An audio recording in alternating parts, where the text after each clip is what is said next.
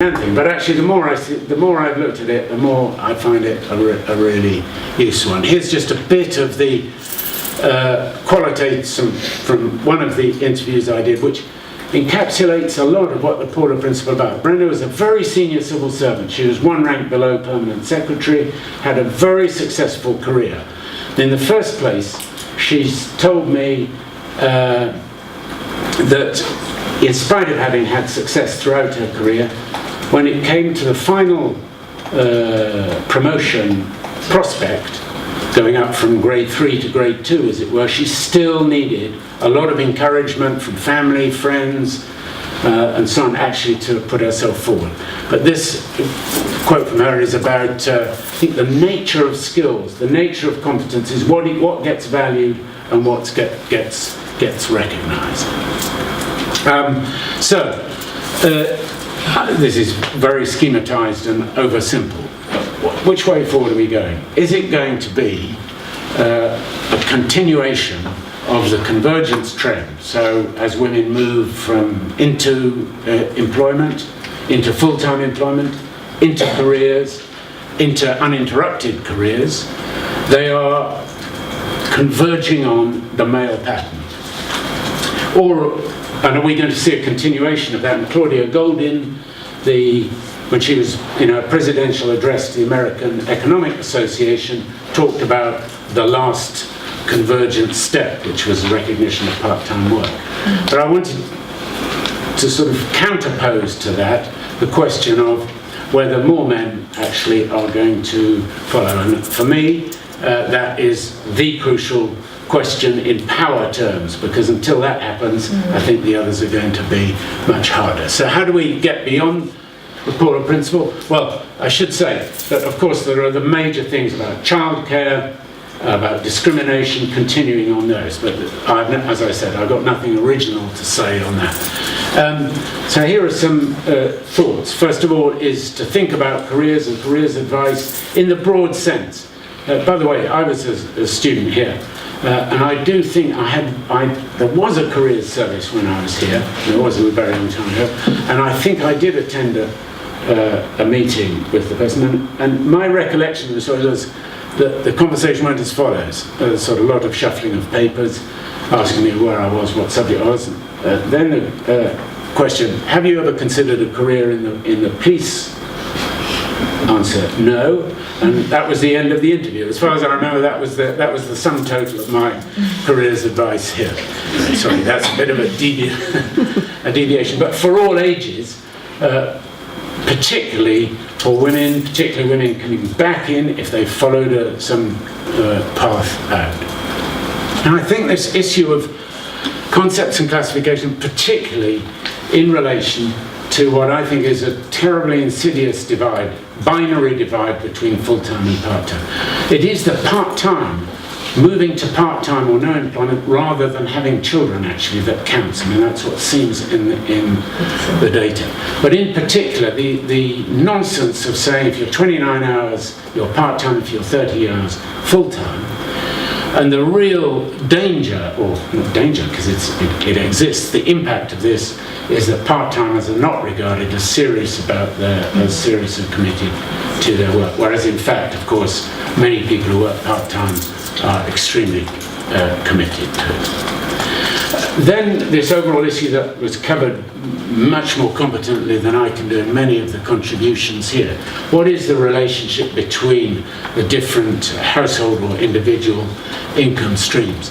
I thought a bit about citizens' income or universal basic income, and I have to say I remain somewhat ambivalent about this. I think there are dangers, but clearly for people, particularly women moving in and out of the labour market, having the benefits of a universal basic income which provides a much more stable stream and allows the possibility for both men and women of taking time out without such penalties is very relevant.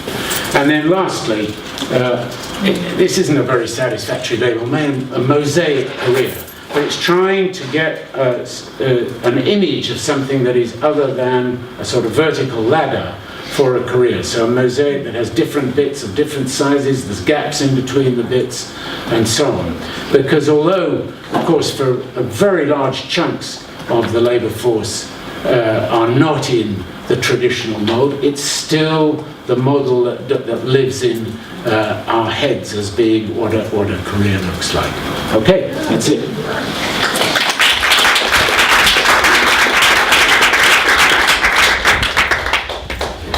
Thank you very much. That was very fascinating. The one thing you didn't talk about was assets, and education, but let's leave it. And we have 10 minutes for questions and answers and discussion. Yes. Could you just expand on male mosaics?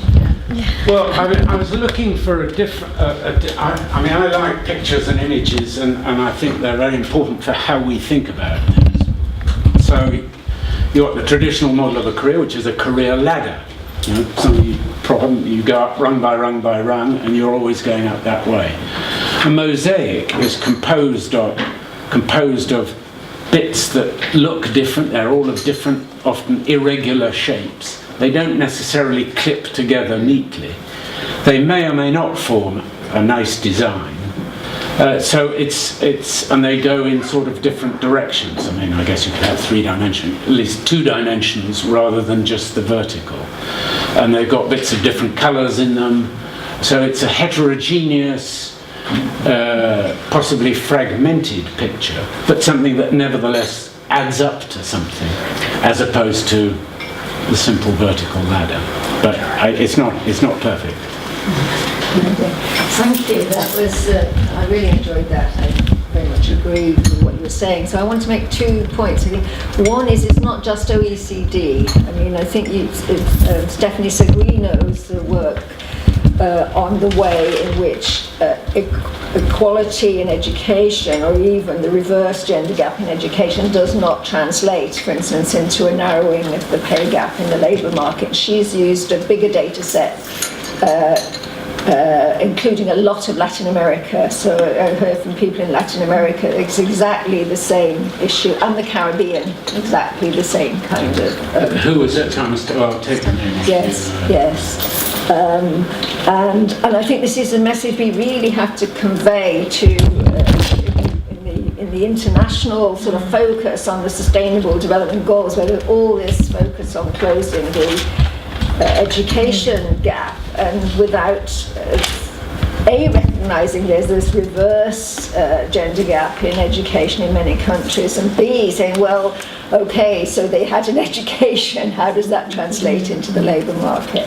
So I think this is very valuable, and I think that I'd like to particularly pick up on the reverse convergence. I think this is really important. When I'm asked about, my 50 years experience in the women's movement, I say women's lives have changed a lot, men's lives haven't. Mm-hmm. And we only start to see that beginning. I see it in my son's generation, towards this, what we call the mosaic pattern for men in their careers. But I think this where this changing of men's lives in the way that you were describing is really important. And finally, the politics of working time is really important as well. That's really important for this combining the care and the paid work. So this issue of how long do we count a standard working week, how long have people got to work for to make a livable standard of living. I think that's Juliet really Shaw's important. work is very there's some valuable work on that, but we need to bring that, building on having the time use surveys that you were talking about earlier, then that politics of working time. What are the kind of demands we want around working time? I'm sorry, mine is just a comment to compliment you. I really enjoyed the kind of reverse kind of presentation you're making, and seeing the ways in which we can, in fact, look at gender equality by the position, the graphs and the data, and the final comment. That was wonderful. Thank you. I thought it was splendid too, very much. For me, just sort of building on Diane, I thought it it really suggests the complementarity of feminist agendas to advance gender equality and women's rights, and feminist agendas to advance men's right to be different from the that we need to remind ourselves is about elites. It's and for me, slide on men's education, it's interesting because of course what we're looking at in this workshop is what it is, that we didn't spend time asking you, we could have done, why is it that men do so badly at education? And again, as the mother of sons, you know, so much of this is personal and political. My sons are doing well, but they've got a feminist mother who's keeping them on track and looking out for the way masculinity might oppress them. And I think the intersectionality that we talked about yesterday is critical. The reverse convergence, as you say, Diane, I think for me is also the way forward. Valuing care and part-time work for both, and citizens' income, as you said. So for me, a splendid presentation, but one that suggests that we have to be focusing on feminist agendas and fighting the patriarchy with an intersectional perspective on elite knowledge of what it is to be an elite, not beyond just being men. Okay, there are at least two more. But would you like to reply to the first round? I thought they were comments. I'm not sure, actually. So, can we take the others? Great. Yes. I just wanted to hear more about your thoughts and other thoughts on universal basic income as a tool like quotas, for example. So yeah, I just wanted to see if you could expand on that. Okay. Well, I think it is a very interesting proposition, particularly in this context, but also more generally, because it provides, you know, a guaranteed steady income without the terrible problems, particularly in the UK, that people find if they're out of the benefit system, if they leave that to go try and get a job, then they're stuck because recovery